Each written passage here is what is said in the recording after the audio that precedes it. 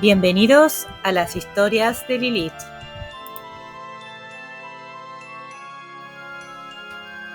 Hola a todos, bienvenidos.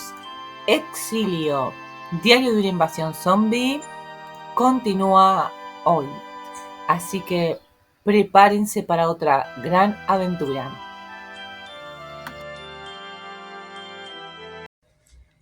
Guardacostas, 8 de agosto, 13:50 horas. Estaba en el Hotel 23, atrapado. Los marines muertos de fuera golpeaban la puerta de la sala de control ambiental. Abrí la mirilla de acero y la vi.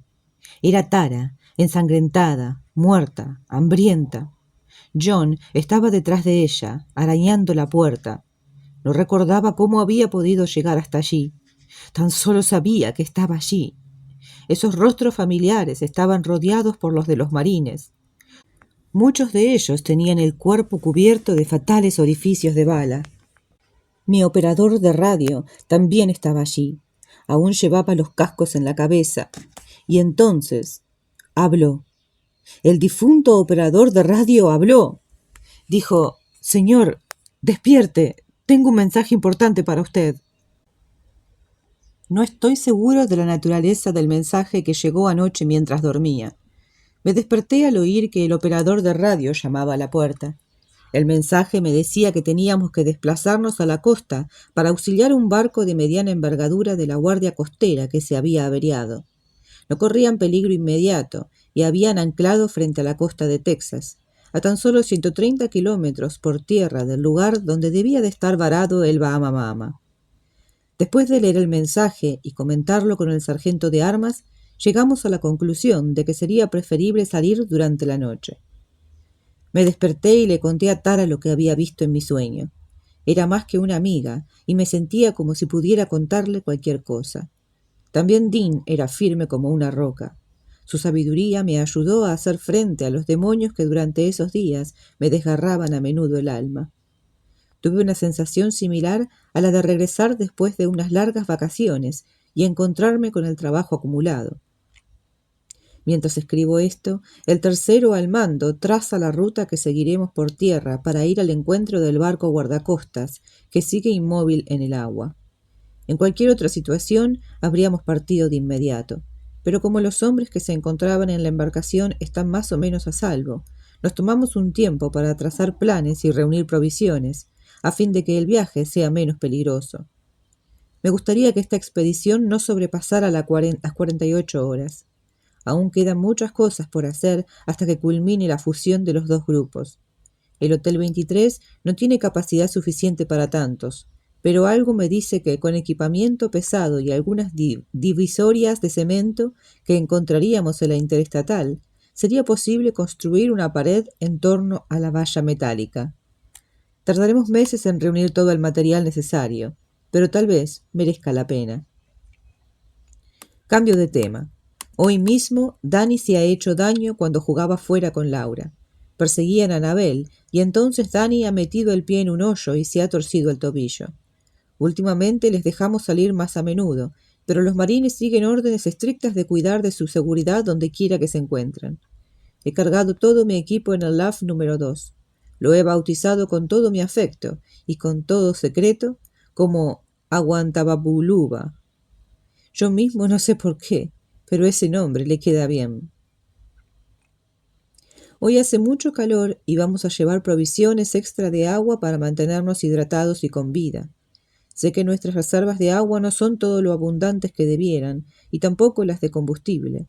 Ese es un problema que tendremos que resolver, aparte de nuestras obligaciones oficiales.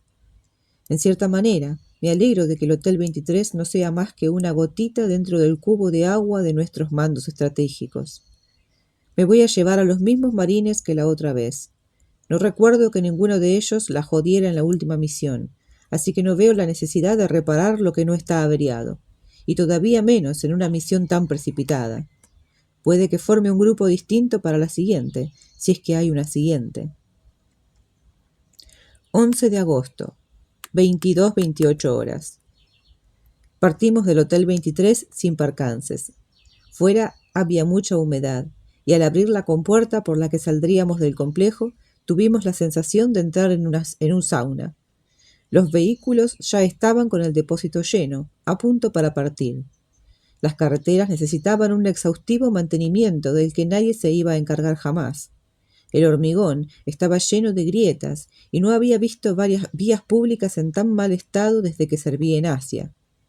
Seguimos hacia el este por la línea de la costa hasta que encontramos lo que había sido una carretera principal. Ahora parece más bien un campo cubierto de coches para desguace, todos ellos alineados con el morro hacia el este. No se parecía en nada a lo que yo había visto.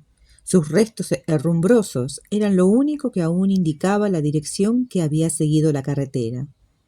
Seguimos adelante guiándonos por los restos de los coches, por la misma ruta que había seguido la carretera, pero sin acercarnos mucho a ellos para evitar problemas.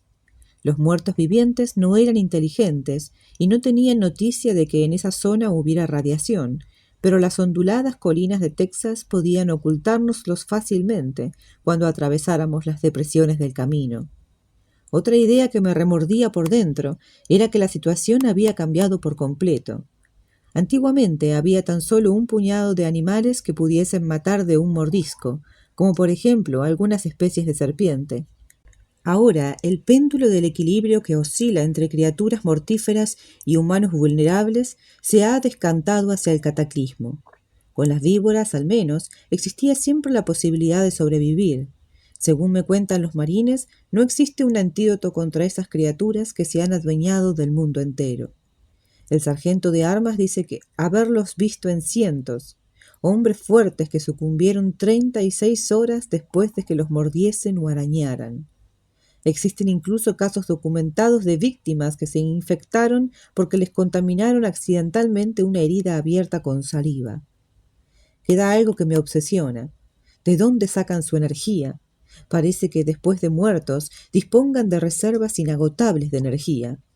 Albergo la secreta esperanza de que alguien, quizá un equipo de expertos, esté estudiando los puntos fuertes y debilidades de esas criaturas, que deben de superarnos por varios millones en Estados Unidos y en miles de millones a lo largo y ancho del planeta.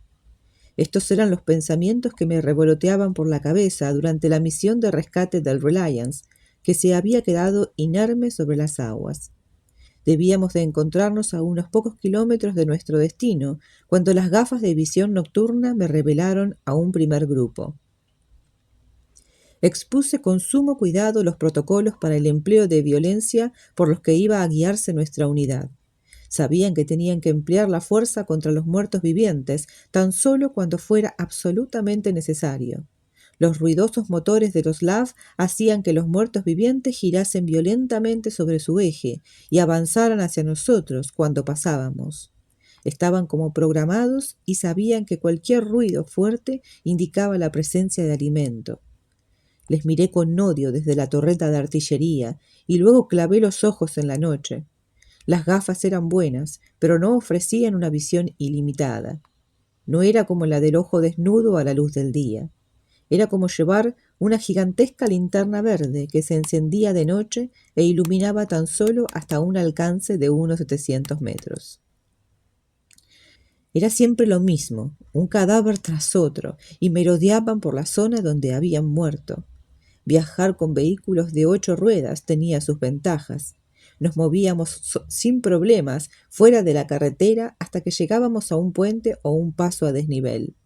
Acercarse a una de esas construcciones significaba que o bien teníamos que quitar de en medio la chatarra que obturaba las arterias de la carretera, o bien descender hasta el lecho fluvial. A veces el paso a desnivel no se encontraba sobre un río, sino sobre una salida o una carretera más pequeña. Esto fue lo que nos encontramos de camino al encuentro del barco. Mi LAV número 1 nos llamó por radio cuando tan solo nos faltaban unos 200 metros para tener que tomar una decisión. Sabían que no podían detenerse. Seguimos adelante mientras la voz crepitaba por la radio. «Señor, nos acercamos a un paso a desnivel. La carretera está congestionada. ¿Qué quiere que hagamos?»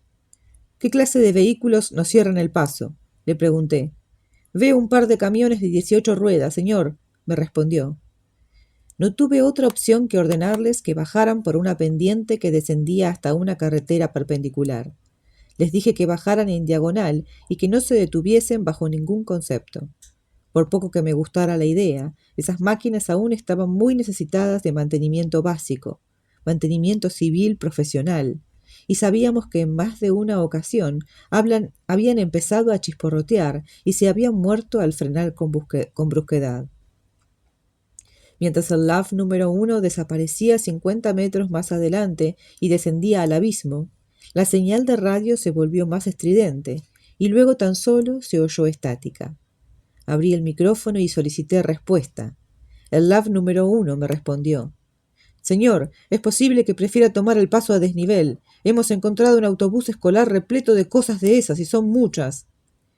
Le di las gracias por la advertencia y pedí al sargento de armas que me mantuviese informado. Estábamos casi en lo alto de la loma, casi podíamos verlos. La radio crepitó de nuevo. «Señor, el contador Geiger capta una señal». Tuve un minuto de confusión. Estábamos lejos de las áreas irradiadas, todavía más lejos que en el Hotel 23. ¿Cómo era posible que los contadores Geiger captasen lecturas desde allí? Cuando el morro del LAV número 2, el mío, rebasó la loma y empezó a descender por el barranco para llegar hasta la carretera, vi el autobús escolar. En un primer momento no observé nada especial, hasta que le eché una segunda mirada. El autobús estaba preparado para el combate. Tenía las ventanas protegidas con tela metálica soldada al marco y un quitanieves instalado en la parte frontal. El contador Geiger se disparó en el mismo momento en el que nos acercamos al gigantesco autobús amarillo. El autobús emitía una gran cantidad de radiación. Estaba repleto de muertos vivientes. Un detalle todavía más turbador. Había casi una docena de cadáveres sobre el techo del autobús, muertos del todo. No podía imaginarme ni de lejos lo que habría ocurrido. El autobús desprendía una radioactividad alta, pero los muertos vivientes que lo rodeaban no alcanzaban ni de lejos al mismo nivel. El contador Geiger indicaba que el autobús emitía niveles de radiación que podían resultar mortales en caso de exposición prolongada. Algunos de sus ocupantes parecían tener heridas muy traumáticas, pero la mayoría se veían indemnes. Al pasar nuestros vehículos se agitaron.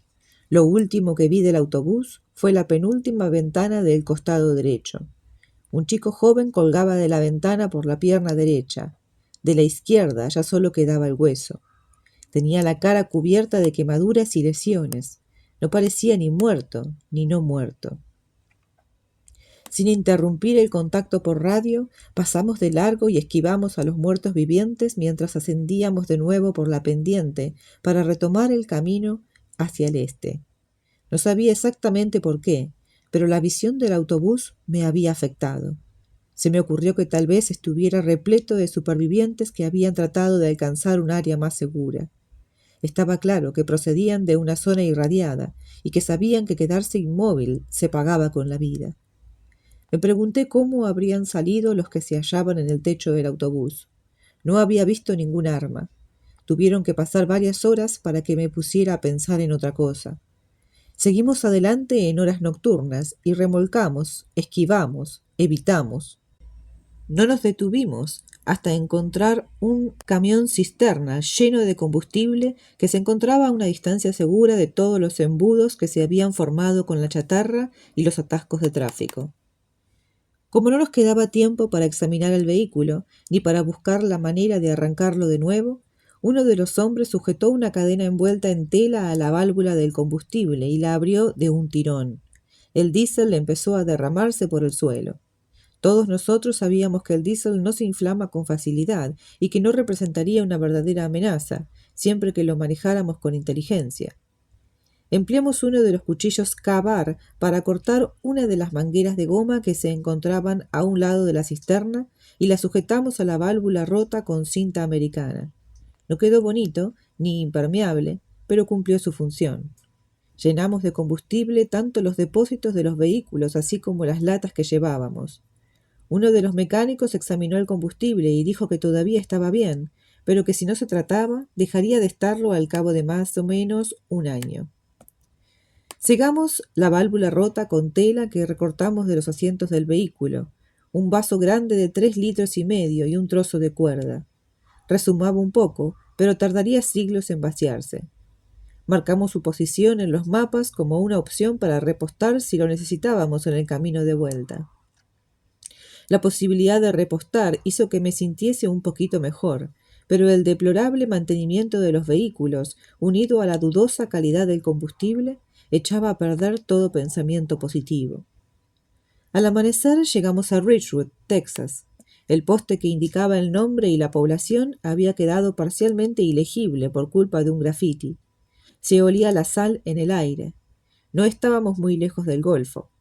Durante toda la noche habíamos tratado de contactar por radio con el guardacostas, pero no lo habíamos conseguido. Los hombres estaban fatigados y era peligroso desplazarse de día. Nos encontrábamos en un área industrial y no tardamos mucho en encontrar una fábrica protegida por una valla, donde pudimos escondernos y dormir. La fábrica se llamaba PLP y, a juzgar por el equipamiento que había en el exterior del edificio principal, trabajaban con tuberías industriales. Uno de los marines tomó un hacha que llevábamos sujeta con correas al exterior del LAF número 3 y la empleó para romper la cadena que mantenía cerrada la puerta de la valla. Entramos, cerramos la puerta y volvimos a sujetar la cadena con cintas aislante y ganchos de tienda de campaña. Aparcamos los LAV en la parte de atrás y organizamos turnos de vigilancia, así como un perímetro defensivo que improvisamos con los montones de tuberías abandonadas al aire libre. Ese día dormimos muy poco, por los golpes incesantes que se oían dentro de la fábrica. Los trabajadores no muertos sabían que estábamos fuera y también querían salir. Para cuando nos despertamos y apartamos los pesados montones de tuberías, ya teníamos público al otro lado de la valla. No eran muchos, pero sí suficientes. Uno ya era demasiado. Otro pensamiento casual. ¿A cuántos humanos podría infectar uno de ellos si las víctimas se pusieran en fila india y se dejaran morder por la criatura? A un número ilimitado, a 50. Mandamos a 4 hombres a distraer a nuestro público de muertos vivientes, mientras los demás abríamos las puertas y salíamos de la fábrica. El sol estaba bajo. Habían pasado 13 horas desde que habíamos hecho el alto. Necesitaríamos tiempo extra para poder dormir todos. Nos habríamos ahorrado 4 horas si todos nosotros hubiésemos dormido al mismo tiempo, pero eso habría sido demasiado peligroso. Abandonamos enseguida la zona y nos pusimos en camino hacia la costa. Hacía mucho que no había visto el mar. El olor familiar me trajo recuerdos, igual que el olor de la colonia antigua que había encontrado en el fondo del botiquín. Una vez más, tratamos de establecer comunicaciones con el guardacostas. La radio de alta frecuencia alcanzaban sin dificultad el Hotel 23 si la sintonizábamos bien, y sus señales habrían tenido que llegar al barco con mayor facilidad todavía. Lo único que se me ocurría era que tal vez la señal rebotara. Es un fenómeno que los operadores de radio conocen bien. Si uno está demasiado cerca o demasiado lejos del receptor de la transmisión, la señal puede rebotar sobre las antenas de este. El cielo estaba nublado, y eso a veces contribuye a empeorar el problema. Nos comunicamos con John y con los demás habitantes originales del hotel. Les hablé del autobús de la escuela, del camión de combustible y de la fábrica. Le pregunté a John si Tara estaba en la sala, y me respondió que no. Entonces le dije que le dijese a ella que no se preocupara y que no le hablase del autobús escolar. El motivo principal de mi llamada era obtener la posición exacta del barco. John me dijo que ordenaría al operador de radio que mandara un mensaje y que volvería a llamarme en menos de 1 hora. Al acercarnos al mar, divisamos su color verde. Contemplamos la gran extensión verdosa del Golfo. Había echado mucho de menos su paleta de colores. A juzgar por las reacciones de los hombres, ellos también habían echado de menos la visión de esas aguas sin fin. Al acercarnos a la marina, John contactó de nuevo por radio y nos comunicó la respuesta del portaaviones. Los servicios de inteligencia de este habían recibido la última actualización de datos Link 11 cada 30 minutos. El barco se encontraba a 2850.0N, 095, 16.40. De acuerdo con nuestros mapas, debía de hallarse a 7 kilómetros de la costa. Estábamos lo suficientemente cerca de la marina para observar en detalle. Allí solo quedaban pequeñas embarcaciones de vela. Ese lugar me recordaba las costas de Seadrift. ¿Y por qué no? No estábamos lejos de allí. Me pregunté si las cebollas encurtidas seguirían en la cubierta del Mama. Tampoco estaba lejos de allí. Íbamos a necesitar algún tiempo para planear la misión de rescate anfibio, así que dejamos nuestro convoy de 3 vehículos en el aparcamiento de la marina de Fairwinds. Me comuniqué una vez más por radio con John y le pedí que enviara un mensaje al cuartel general para solicitarles actualizaciones por si el barco se había desplazado más de 1 kilómetro. Me dijo que tuviera cuidado y que nos veríamos en un par de días. Ante la falta de comunicación entre nuestro convoy y el guardacostas, tuve que plantearme si de verdad íbamos a rescatar personas o tan solo pecios. El chasquido de un rifle interrumpió esos pensamientos. Maldije por los bajines y me pregunté quién sería el que se había saltado los protocolos. Abrí el micrófono y pregunté quién había disparado y por qué. Me respondió el más veterano del vehículo número 3. Me dijo que me volviera hacia las 6 y mirase lo que se acercaba. Obedecí y vi a unos 50 que surgían de un área urbana a unos 500 metros de nuestra posición. Mejor 50 que 5.000, así que no me preocupé demasiado. El sargento de armas no había disparado a los muertos vivientes que se hallaban a 500 metros de nosotros. Disparaba a los que le golpeaban la puerta de atrás. No sé por qué, pero del grupo de 4 cadáveres que estaban detrás del Love, 3 de ellos me resultaron familiares. No lograba reconocerlos. He visto a millares de criaturas como esas desde que empezaron a caminar, y probablemente todo sea pura paranoia. Indiqué a los hombres que preparasen los vehículos para el viaje anfibio. Los LAF de los marines podían transformarse en pequeñas embarcaciones. Eran grandes, pesados y lentos, pero aún así navegaban. Llevan 2 hélices en la cola que les permiten avanzar a 10 nudos.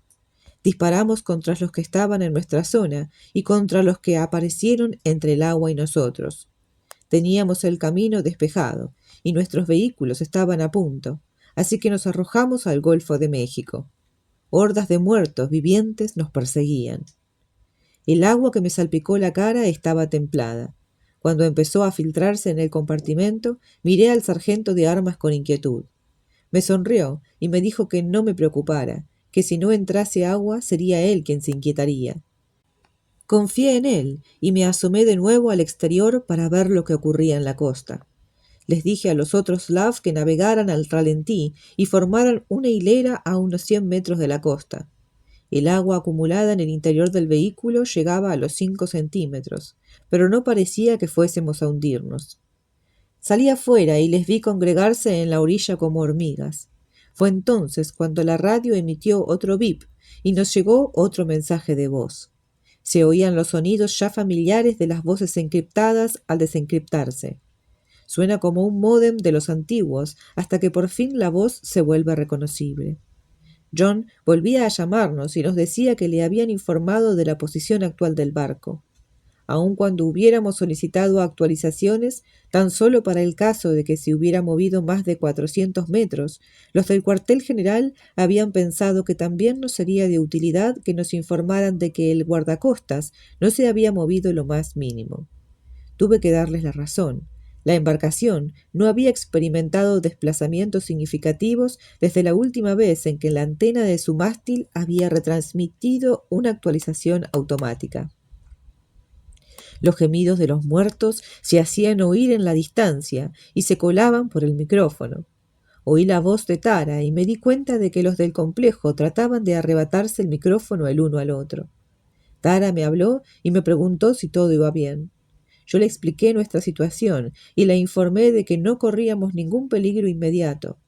Le pedí que volviera a pasarle el micrófono a John, lo cual hizo de mala gana.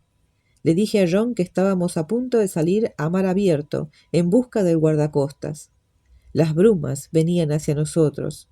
La luz de la luna, así como el frío de la noche, hacían que nuestro miedo fuese aún mayor.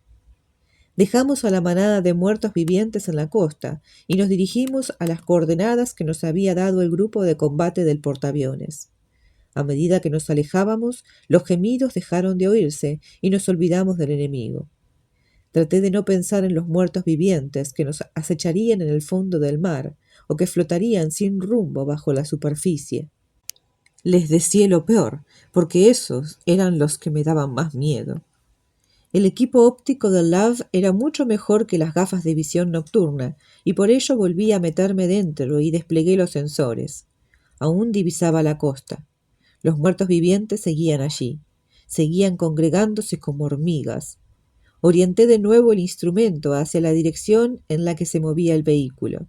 Tenía los pies húmedos por el agua salada que se había filtrado o había rociado el interior del compartimento. Debíamos de encontrarnos a 1,5 kilómetros de la costa, y alcancé a divisar un objeto brillante y pequeño en el horizonte. Casi parecía una vela. Cuando los instrumentos nos informaron de que ya habíamos recorrido 3 kilómetros, la radio se activó de nuevo con un informe de posición. John decía que el barco guardacostas seguía estacionario desde la última actualización. A mí me estaba bien. Cuanto menos tiempo tuviéramos que pasar buscándolo en el agua, mejor. Agarré una linterna estroboscópica de uno de los kits de supervivencia y la sujeté a la red de caiga que llevábamos en el techo del vehículo. Hasta que llegara el momento de subir a bordo, no escatimaría esfuerzos para conseguir que alguien nos informase de que la tripulación seguía con vida. Aún no había visto la silueta del barco. Debíamos de encontrarnos a 5 kilómetros de la costa. Entonces estuvo claro el origen de aquella luz que parecía de una vela. Era la llama de una plataforma petrolífera que se encontraba mar adentro. El guardacostas estaba junto a ella. Al parecer, habían echado amarras en la columna de apoyo sureste. Desde tan lejos no se apreciaban señales de vida. Cuando nos acercamos a la plataforma, alcancé a oír a lo lejos voces humanas. Parecía que gritaban. Yo estaba casi seguro de que la luz estroboscópica se vería desde la cubierta de la embarcación, porque ésta quedaba más alta que nosotros. Al acercarme más, empecé a darme cuenta de que las voces no provenían de la embarcación, sino de la plataforma. Escuché y volví dentro para emplear los instrumentos ópticos del Love. Distinguí la silueta verde de unos hombres que agitaban los brazos en lo alto de la plataforma. Estábamos lo bastante cerca como para entender lo que decían.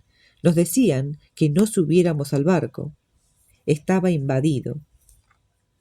Me pregunté cómo era posible que un fallo mecánico de una embarcación de combate hubiera desencadenado que ésta fuese víctima de la plaga. El sargento de armas y yo fuimos los primeros en agarrarnos a la escalerilla de la plataforma petrolífera. Mientras subía, logré ver varias figuras sobre el barco. El camino hasta arriba era largo, aún más largo que la escalerilla del silo de misiles del Hotel 23. Al llegar al último escalón, uno de los miembros de la tripulación me ayudó a llegar hasta arriba. Conté unos 30 hombres sobre la plataforma. Aparentemente todos ellos gozaban de buena salud. Pregunté quién estaba al mando, y uno de ellos me respondió: «El teniente de grado, Junior Barnes, señor». Pregunté si podía hablar con él, pero me contaron que se había encerrado en uno de los camarotes del barco y que no podía salir. Me quedé con la sensación de que ya esperaban la siguiente pregunta. Cuando quise saber cómo diablos era posible que los mierdas esos de carne putrefacta se hubieran adueñado de una embarcación militar, me lo explicaron con todo detalle. El hombre que hablaba conmigo era un suboficial. Era uno de los técnicos de los sistemas de información de la nave. Gestionaba sus sistemas y redes automatizadas. Parecía que dominaba el tema. El suboficial me explicó que habían encallado cerca de la plataforma. No disponían de los mapas actualizados que normalmente habrían tenido que llevar a bordo y no sabían lo profundas que eran las aguas en esa zona. No había sido nada grave, pero la hélice había sufrido daños mientras trataban de salir del banco de arena. No era imposible poner en marcha la embarcación, pero el motor y el eje habrían sufrido demasiada tensión, porque la hélice no funcionaba al 100% de su eficiencia. El mejor momento para recuperar la embarcación sería de noche. Sabía muy bien que en la oscuridad esas cosas no ven mucho mejor que una persona viva normal. Aunque el suboficial me hubiera explicado cómo estuvieron a punto de morir en el agua, quedaba por esclarecer cómo los muertos vivientes habían podido llegar al barco en número suficiente para obligar a la tripulación a abandonarlo. Le ordené que me lo contara. Al principio vaciló, pero le conté quién soy y con qué autoridad actúo. Primero bajó la cabeza para que la visera le cubriese los ojos, y luego dijo: nos llegaron órdenes desde arriba para que capturásemos especímenes y los transportáramos al portaaviones para estudiarlos. Qué locura, ¿no? En serio que las personas que estaban al mando querían tener cosas de esas a bordo de la nave comandante, por muy importante que fuera la investigación. Mantenerlos encerrados en un guardacostas habría sido otra cosa, pero en un navío militar norteamericano con funciones de mando. Sé muy bien que el portaaviones transportaba un equipo médico completo y equipamiento adecuado para la investigación, pero esa investigación podía hacerse en otra parte, en cualquier otra parte, lejos de los líderes militares. Nos estábamos quedando sin personal militar de servicio, o por lo menos esos eran mis cálculos. ¿Por qué en el Golfo de México? Porque el alto mando los quería irradiados, me respondió. Estuve a punto de arrearle un sopapo por haber accedido a cumplir una orden como esa, pero me contuve, y entonces me explicó que habían enviado muchas embarcaciones pequeñas con unidades de captura a las zonas irradiadas, donde había ciudades destruidas, para encontrar especímenes que pudieran estudiar. En mi fuero interno les di la razón en sus intenciones, pero no en los medios con los que pensaban almacenar esas cosas. ¿Por qué las querían de áreas diferentes? El suboficial no supo responderme y aposté a que los únicos que lo sabrían debían de ser los del portaaviones. Le pregunté cuántos cuerpos irradiados se hallaban a bordo. Me dijo que habían sacado 5 de la zona radioactiva de Nueva Orleans. Le pregunté cómo era posible que tan solo 5 de esas criaturas hubiesen podido apoderarse de la embarcación.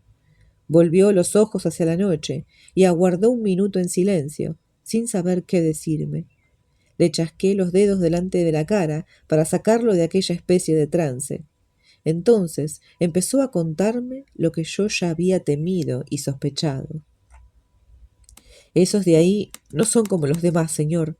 No se pudren como los otros. Son más fuertes, más rápidos, y hay quien dice que también más inteligentes. No lo entiendo. La radiación les hace algo. Los conserva. Los médicos del portaaviones piensan que la radiación funciona de algún modo como catalizador, les preserva las funciones motoras y les hace crecer de nuevo las células muertas.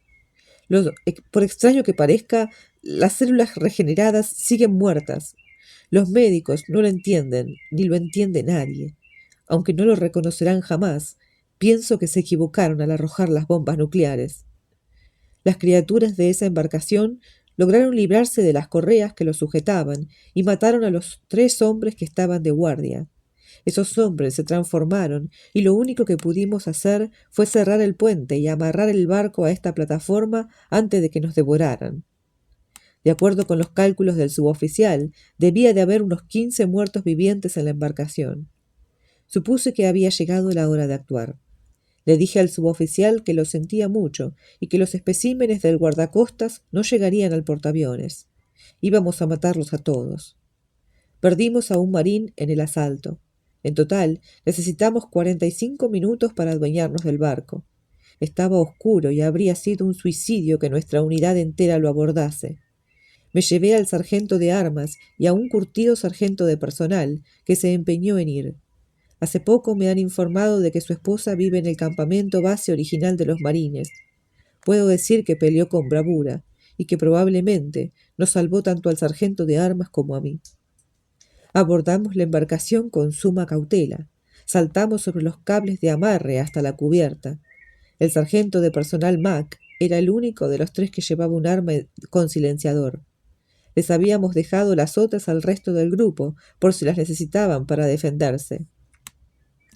Yo no estaba familiarizado con el manejo del arma y preferí que la llevase el marín. Habría estado encantado con que fuéramos más de 3, pero por desgracia tan solo teníamos 3 pares de gafas de visión nocturna. Mac acabó con las dos criaturas que estaban en cubierta. Esos dos habían formado parte de la tripulación original. Los amontonamos en el castillo de proa y procedimos a apoderarnos de la embarcación.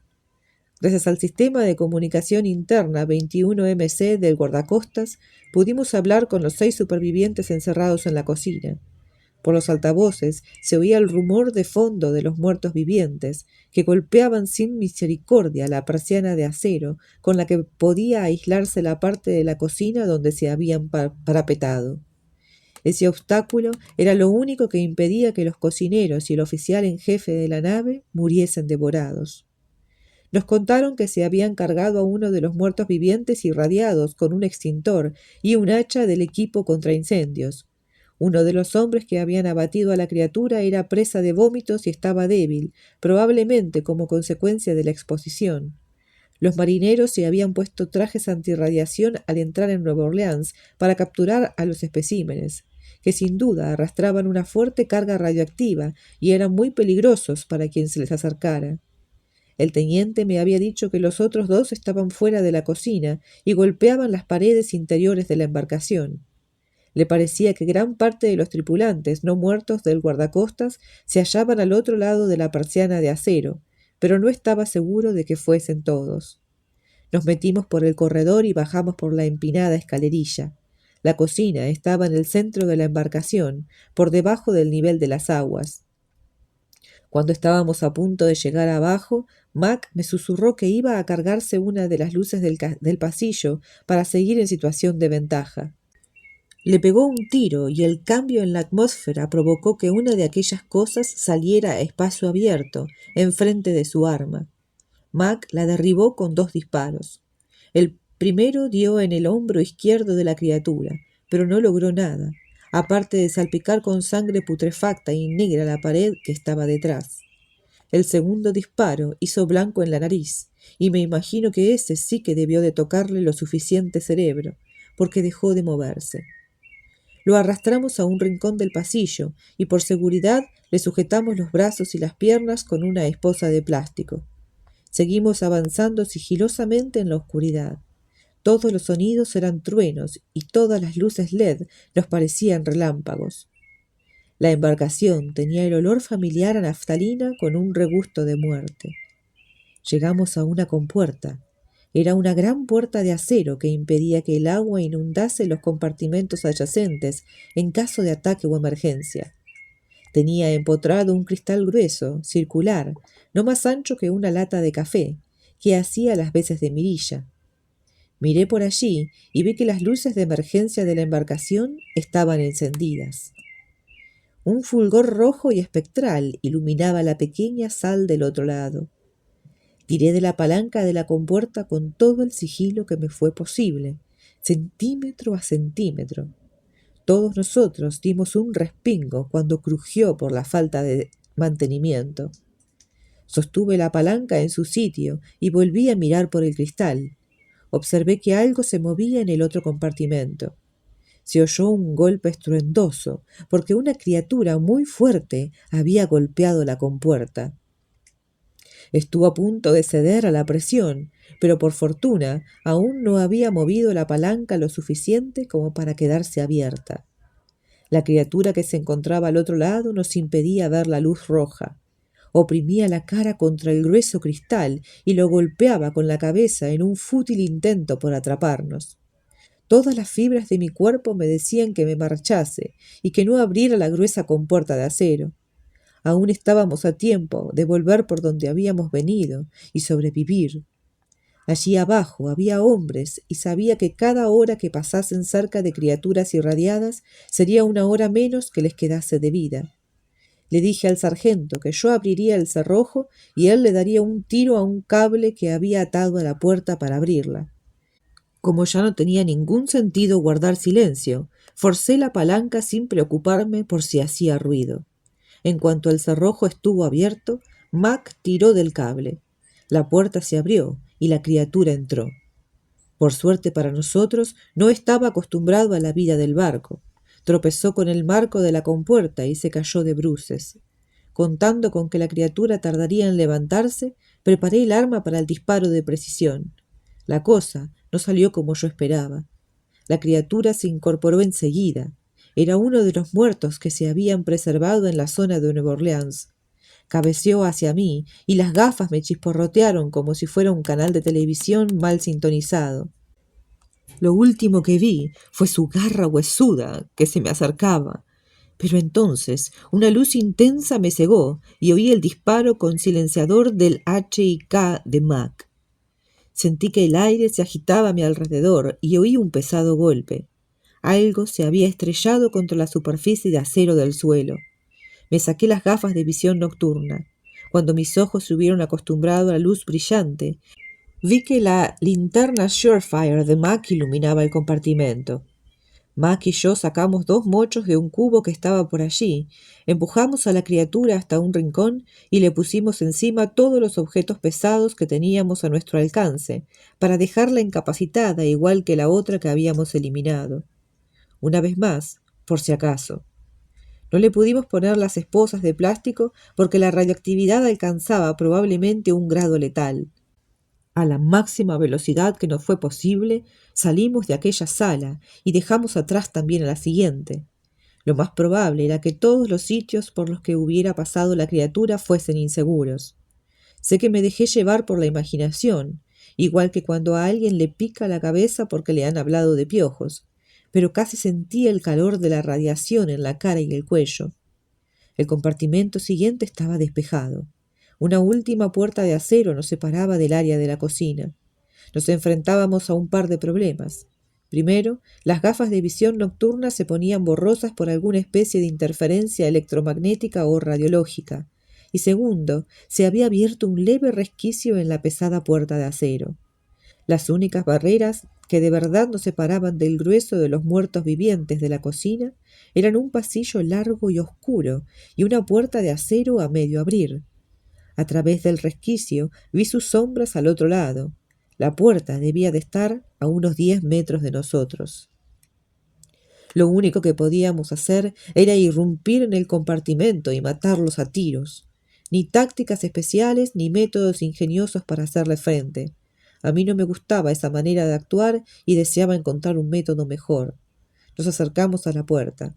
Ordené al sargento y a Mac que se detuvieran y comprobamos el estado de nuestras armas. No llevábamos el seguro puesto y tampoco teníamos restricciones de ningún tipo.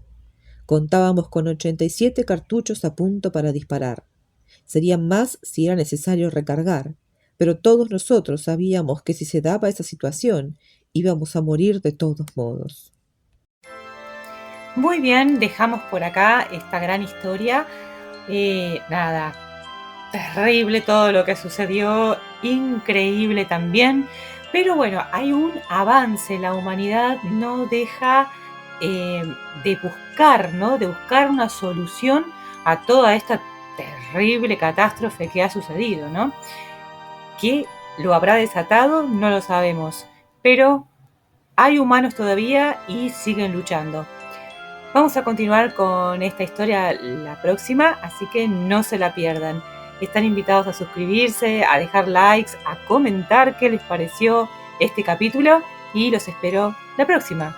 Espero que estén muy bien. Adiós.